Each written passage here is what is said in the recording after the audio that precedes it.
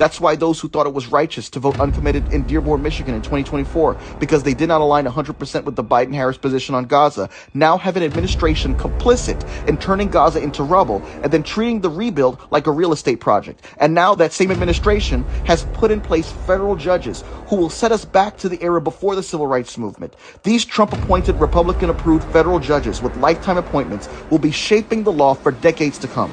The cost of that decision was not symbolic, it was structural. It was a stolen Supreme Court seat from President Barack Obama, 4 years later converted into a permanent conservative majority that the court has used to gut abortion rights, weaken voting rights, eviscerate environmental protection, give the executive branch unchecked power, and protect the very machinery now being used to narrow democracy. That is why the Louisiana ruling cannot be treated as something a blue wave in November will simply wash away. It has already set the country back for decades.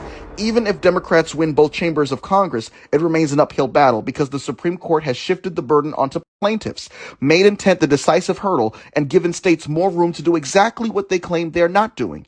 Once those maps are drawn, votes are cast, primaries are underway, and courts are asked to unwind a structure that has already done its work, the damage is not easily reversed. And that is why Democrats can no longer treat court reform as some fringe left-wing fantasy. If Republicans had only 3 justices on the Supreme Court bench and the other side had engineered a court this skewed, there's no universe in which the right wing would sit still and just accept this as reality.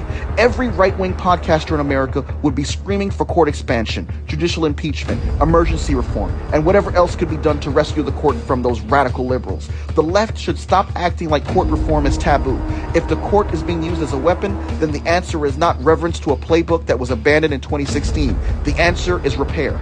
That means the next Congress must do more than complain.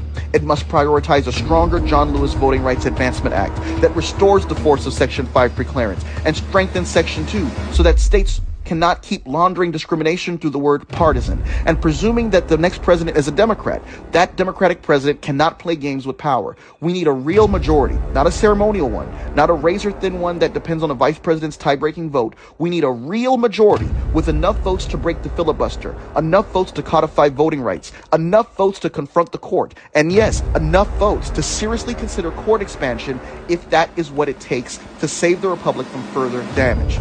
And the consequences are already visible. In North Carolina, Republicans passed a map that pushed the state toward an 11-3 GOP advantage and targeted Representative Don Davis's 1st congressional district, a district rooted in Eastern North Carolina's historic black congressional power. In the state of Texas, black and Latino representation was hit hard, with several districts redrawn to weaken members of color and reduce the number of seats where blacks and Latino voters can elect candidates of their choice. In Missouri,